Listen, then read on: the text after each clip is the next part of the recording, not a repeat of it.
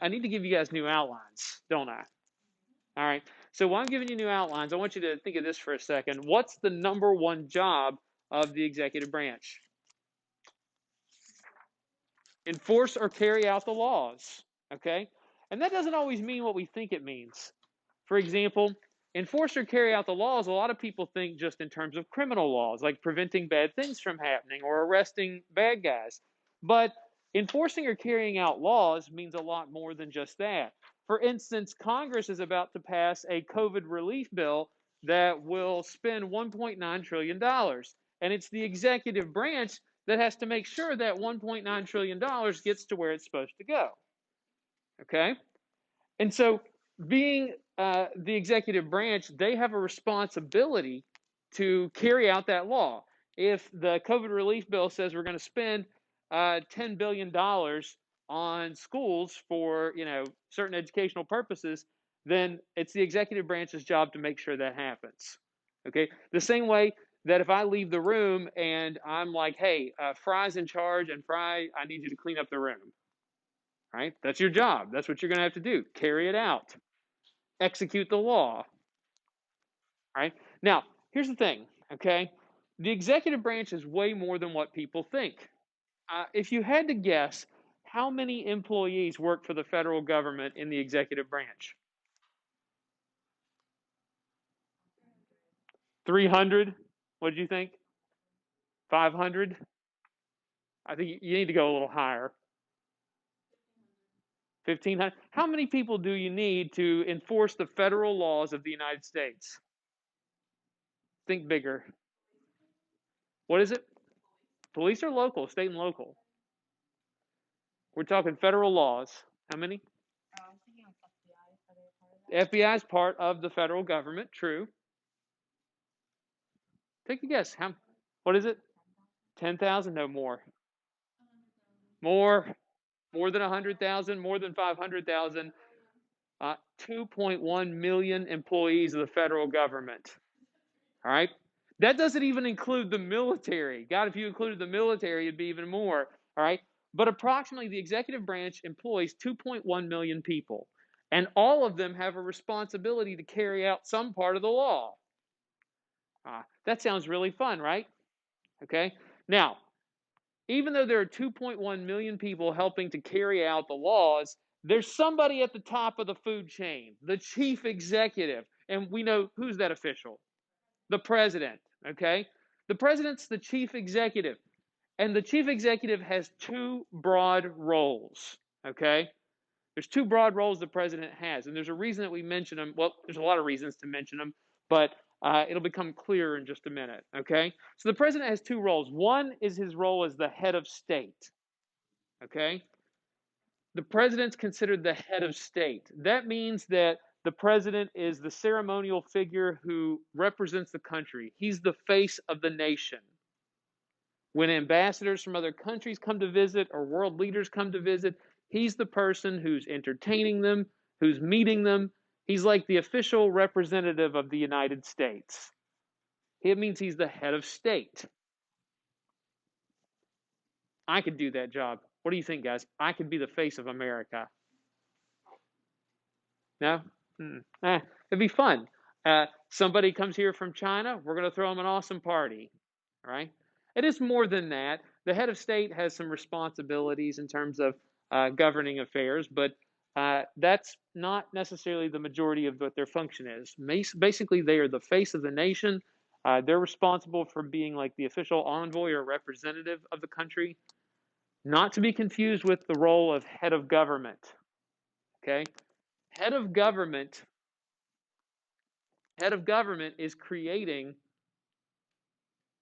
the day-to-day policies of what the government's doing. Okay? You're responsible for carrying out those laws, enforcing those laws.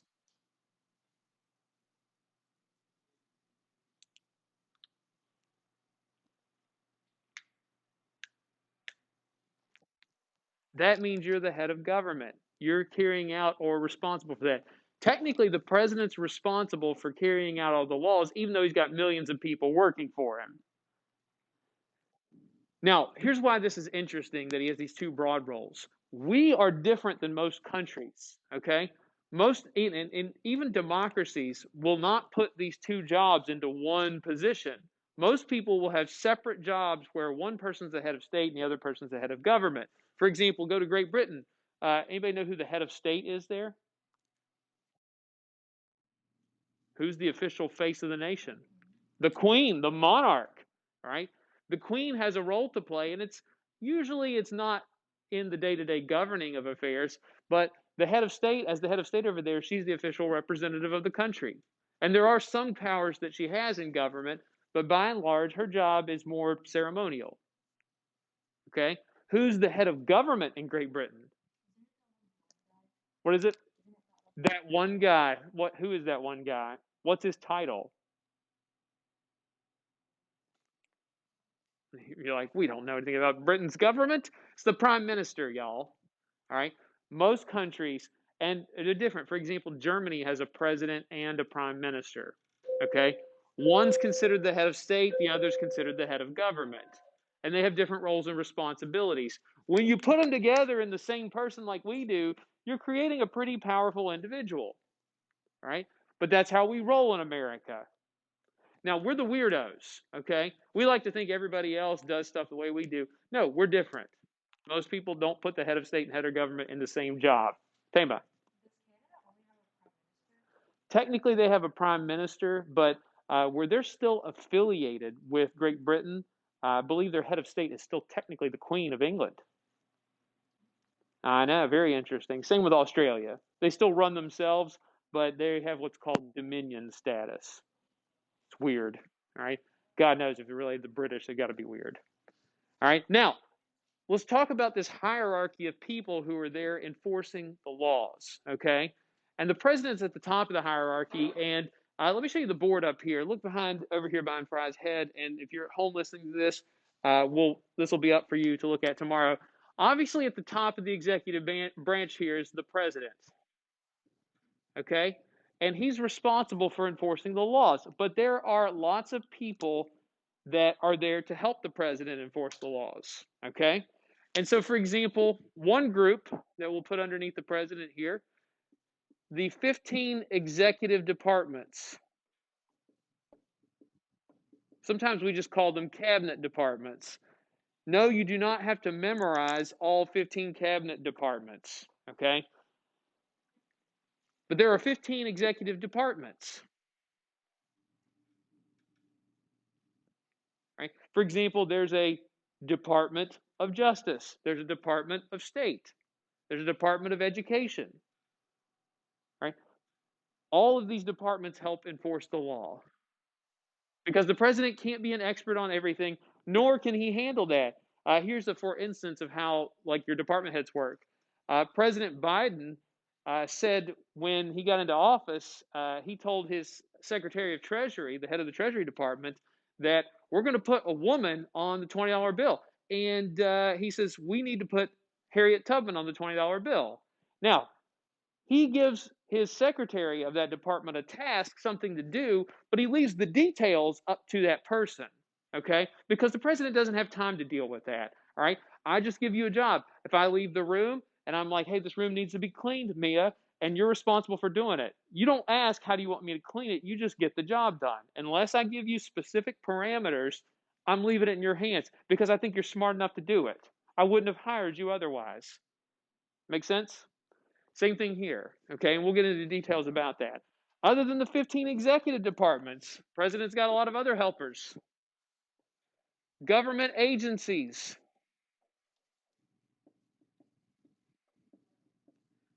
There are dozens of government agencies who enforce one particular area of the law. An example, the Environmental Protection Agency. They go around and monitor what we're putting in the air, the ground, and the water. Right? The president doesn't have time to go do all that himself, so he hires people to do it. And if I'm the president and Elena over here is the head of the EPA and I give her a particular task to take care of, I can trust that she's going to do it. All right? Because she thinks like I do. Right? Which would be frightening if you think like I do. Okay? So we're going to put you in charge of this. Right? The president's got other little helpers. Right? There's another group called the White House staff. And no, we're not talking about the gardeners and the cooks and everything else. It's a small group of presidential assistants that are super important, and we'll get into details about them later. Okay? And there's one other entity, right? We got the 15 executive departments, we got government agencies, we got the White House staff, and our final little group is called the EOP, right? I love a good acronym. It stands for the Executive Office of the President. It's a bunch of special little agencies that we'll get to in this chapter. Okay? Because everybody's got a job to do. I can't enforce the law and everything by myself. Hey, Collins, what do you want to be in charge of? What are you good at? Being organized, all right? You know what? I'm going to put you in charge of the State Department. All international relationships, they're under your care. Don't mess it up. What are you good at, Kaylee? What's your best subject? English it is, all right? We're going to put you in charge of the Education Department, all right? Educational issues are going to be left up to you. I'm just going to give you a few broad guidelines, and then the rest, I expect you to do a good job, okay? We compartmentalize. Everybody gets a task, right? The same way that, you know, how Congress breaks everything down into committees, well, the president breaks things down too, okay? And I'm not talking about breaking it down on the dance floor. Now, here's the thing. Collectively, okay, all these little government agencies, collectively, we refer to them as the bureaucracy.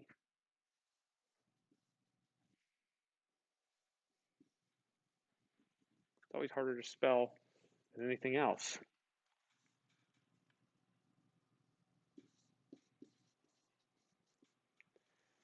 All right, the bureaucracy. It's an older term and you don't quite hear it as much. You know what a bureau is? It's like a chest of drawers, okay? And you put clothes in there. But for the love of God, do you put anything else in your sock drawer other than socks? No, because what kind of idiot does that? You have to be a serial killer to do that, all right? You got pants in one drawer, maybe your sweater's in another drawer, or your t-shirts, or whatever else, all right? We compartmentalize. Literally, it's like a government or rule by drawers.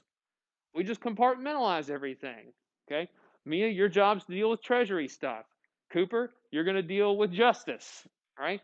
Welch, what do you want to be in charge of?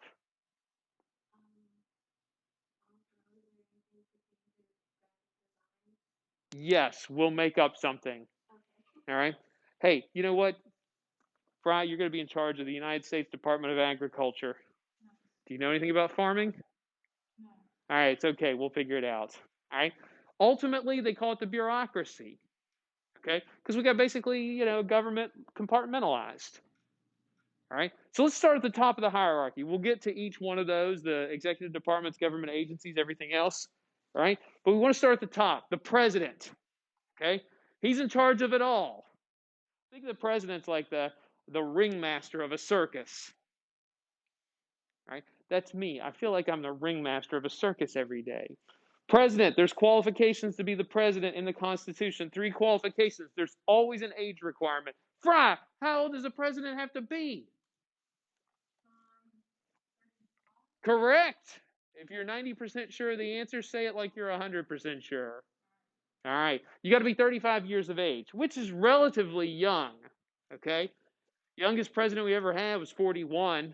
And look, Obama was 47 when he got elected, and people were like, I don't know, bro, that's kind of young. Last year, if you remember, Pete Buttigieg was running for the Democratic nomination. He was 37. People were like, man, that's nuts. Right? You want somebody who's older, got a little life experience. God, 35. I got clothes older than that. Almost. Almost. All right? So you got to be 35 years of age. Second requirement, you have to be a natural born citizen. The Constitution uses that phrase, and we have interpreted that to mean that you have to be born on American soil.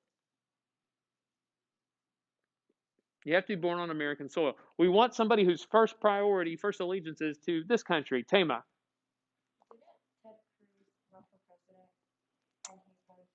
There are some things like America's changed the law to apply to different things about who's a natural born citizen, and some of them, like if you have parents that are or one parent who's a natural born citizen, then you can be classified as a natural born citizen. And his mother was, and Ted Cruz's father was, I think, originally a Cuban refugee who went to Canada. Ted Cruz's first name, by the way, Rafael.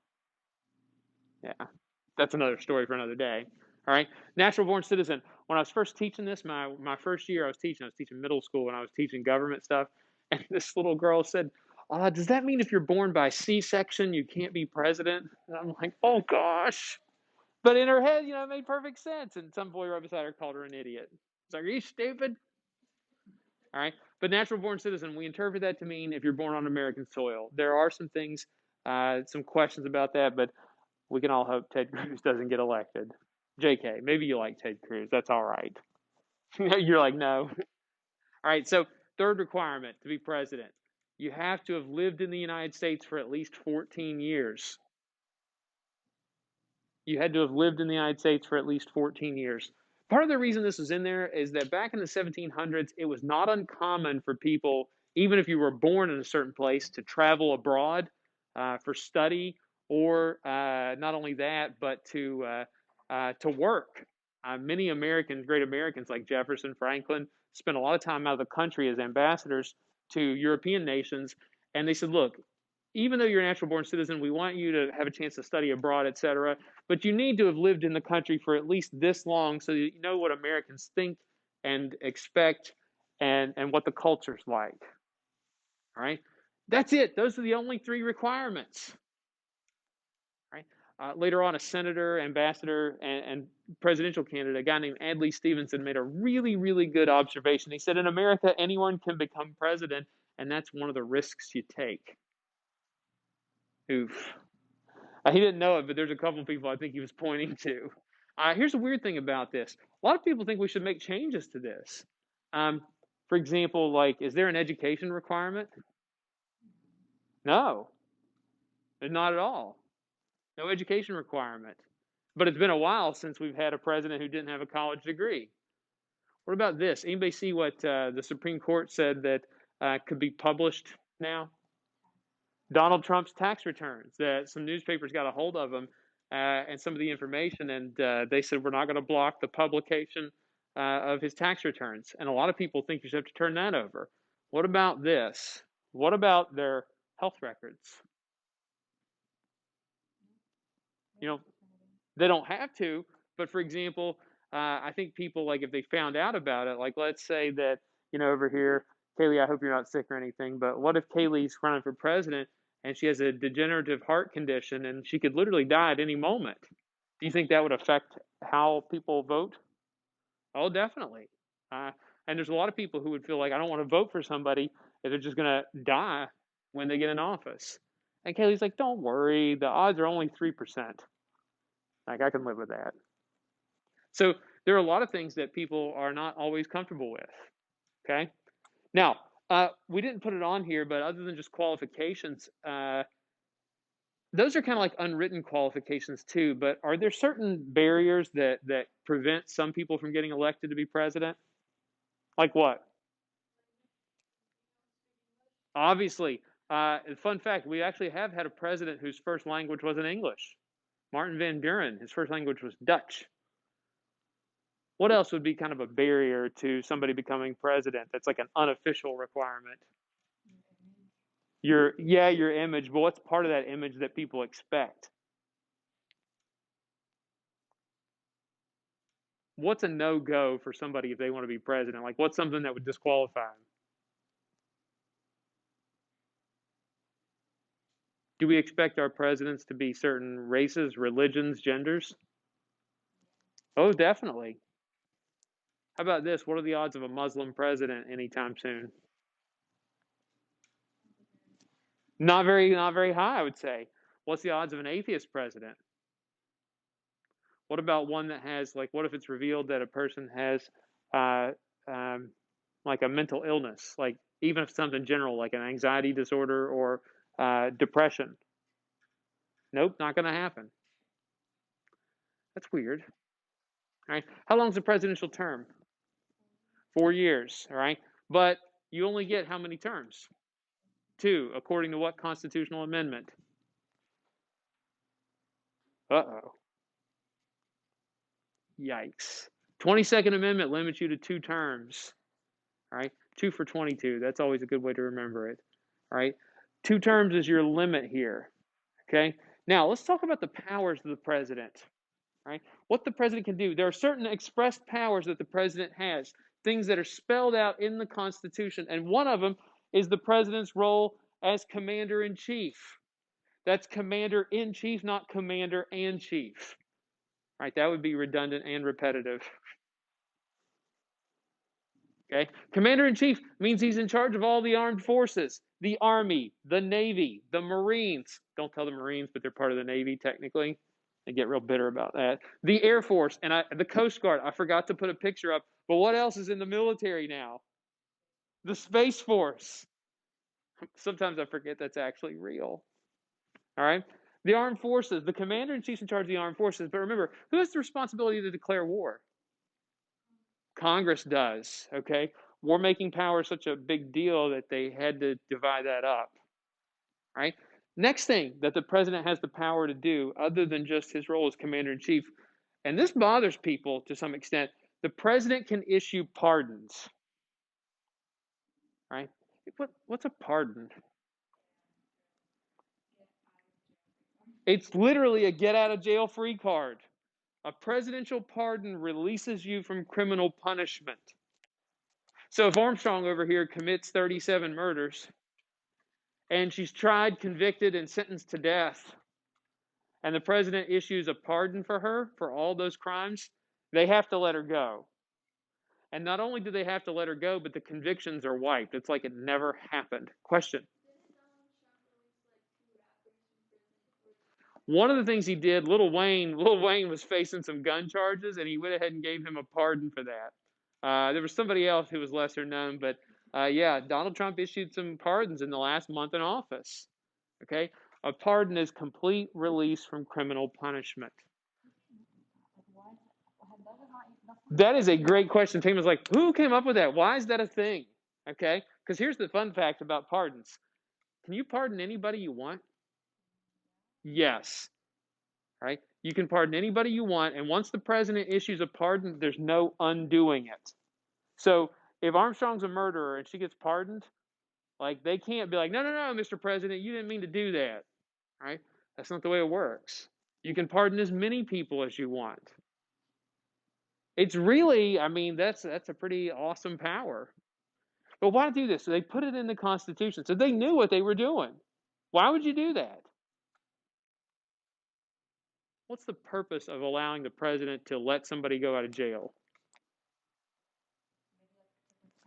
Not like to protect the citizens, but to protect like their like the image kind of like if someone knows something like secrets or something like You're on the right track. What do we know about the courts? Do they always get it right? No. Sometimes there are gross miscarriages of justice. So if somebody gets convicted of a crime and those crimes like are perhaps like let's say Mia Billups gets charged with armed robbery, okay, and she's tried and convicted, but let's say that she wasn't given a fair trial, the evidence was shaky, the eyewitnesses like she wasn't allowed to have any witnesses at her own trial, and the courts refused to do anything about it. Well, the president has the ability to correct that injustice. This is a check against the judiciary, right? The ability to pardon somebody is a big deal. Okay. Now, the only thing that you can do if you don't like the way the president's doing that is that you could try to impeach him for abuse of power. But what have we seen in the last year about impeachment? It's pretty difficult. And I'm not saying it was a slam dunk case against Donald Trump, but the odds were definitely stacked against him in terms of some of the evidence. And he still managed to not get kicked out of office, even though he was impeached twice. Right? So now it's like you signal to other presidents, you do what you want. Now, do presidents go around pardoning murderers and rapists? No, they don't do that for a lot of reasons. One, they're concerned about their legacy. Like you don't want to be remembered as the guy who pardoned a murderer, right? And secondly, beyond that, um, there's a system to how this operates. What you do, you can apply. Anybody can apply for a pardon, all right? And there's a team of people at the White House who look over the applications and they report to the president with recommendations about who should get a pardon. Because, the president doesn't have time to go through all that stuff. So if I'm the president, I have you guys looking over pardons and you guys bring me 50 people in the whole country who've been convicted of a federal crime. And you're like, Scalise, I think you need to look over these. All right. So pardons are a thing, man. And sometimes, though, they get real cantankerous. Here is a copy of the pardon that President Gerald Ford, gave to Richard Nixon after the Watergate scandal. Literally, it says, I give him an absolute pardon for all offenses against the United States which he has committed or may have committed or taken part in from January 20th, 1969 to August 9th, 1974. That's his entire presidency. Literally, Gerald Ford said anything Richard Nixon did as president that might have been illegal, he gets a blanket pardon for it. Oof. How do you think the American public responded to this? They were not pleased. A lot of people were like, we want to see Richard Nixon, we want to see him go to jail because he deserved it. All right. And Gerald Ford said the country needs to move forward. Fun fact, do you know what some people are advocating Joe Biden do? Pardon Donald Trump for any offenses he might have committed. And they said it's the only way to get the country to move on. I'll leave that one up to you. Okay. Now, presidents can also issue what's called a reprieve, or sometimes you'll hear, they don't generally call it a reprieve anymore. They talk about commuting a sentence. Okay. When you do that, when you hear the president commuted a sentence, he just cut a sentence short. Okay. Maybe that, Welch over there got arrested for marijuana possession. All right. Because that's so likely to happen. All right. You're like, no. All right. But Welch, she's a first-time offender, and when she gets arrested for marijuana possession, she gets 10 years in prison. And she's like, but I only had 2 ounces of marijuana. It was a first offense. And they're like, we're going to throw the book at you. Well, the president could commute that sentence and say, look, she did something wrong and stupid. She doesn't need to be sentenced to 10 years, though. All right. So we're just going to shorten it to 1 month. All right. And after a month, you've served your time. It doesn't wipe your conviction away, but it just shortens the sentence. Aw, that's nice. Gosh, I wish I had this power. I go around pardoning people, giving them a commutation. All right. So the president's the commander-in-chief. He's in charge of the military. He can issue pardons. President also negotiates treaties. The president also negotiates. Oh, question.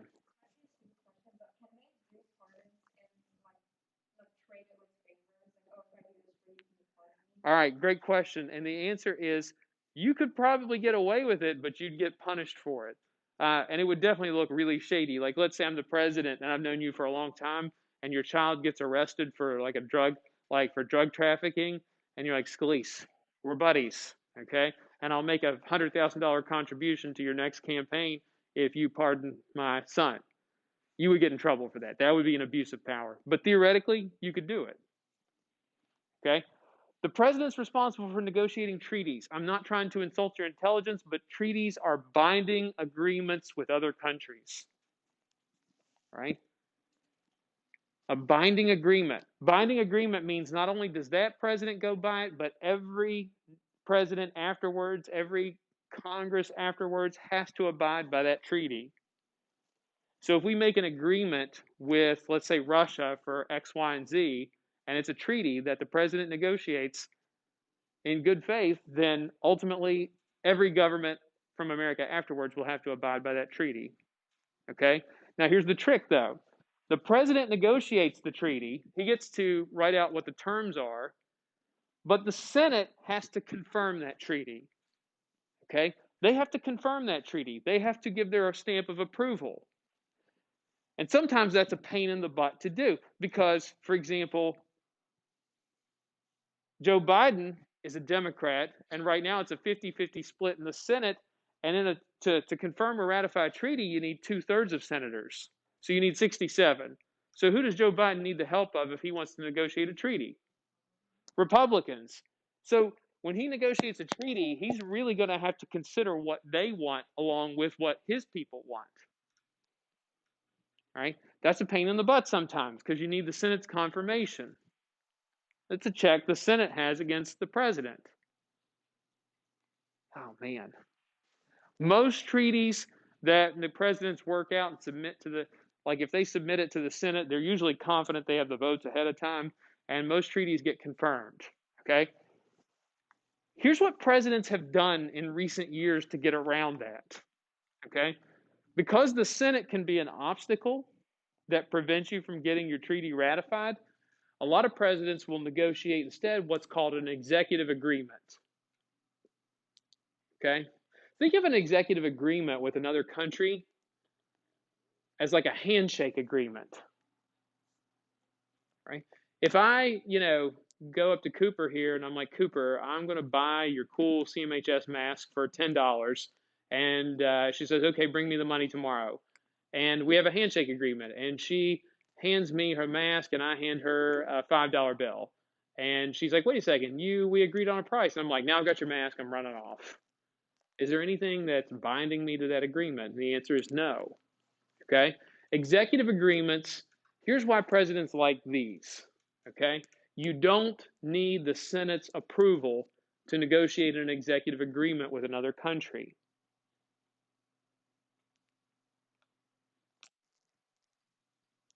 Here's the problem with them, though.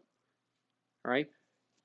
If you negotiate an executive agreement, it's not binding, meaning the next president, if he doesn't like it, he or she can undo it and say, I'm not going to abide by that.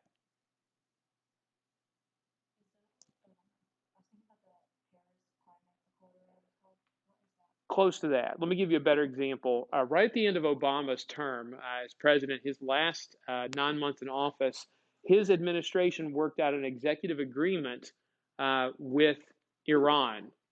And America would lift economic sanctions, and in return, Iran promised to stop pursuing nuclear weapons. Okay? And so Iran said, okay, we'll do it. And Obama's team said, all right. And unfortunately for Obama and the Democrats, who do we know won the next election? Donald Trump. And because it was an executive agreement and Donald Trump's a Republican, he thought we shouldn't be so easy on Iran. So what did he do with that executive agreement?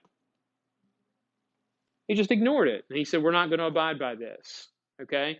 And Iran was a little bit irritated, but that's life. Okay? Now, Biden's back, and he wants to go back to it. Question.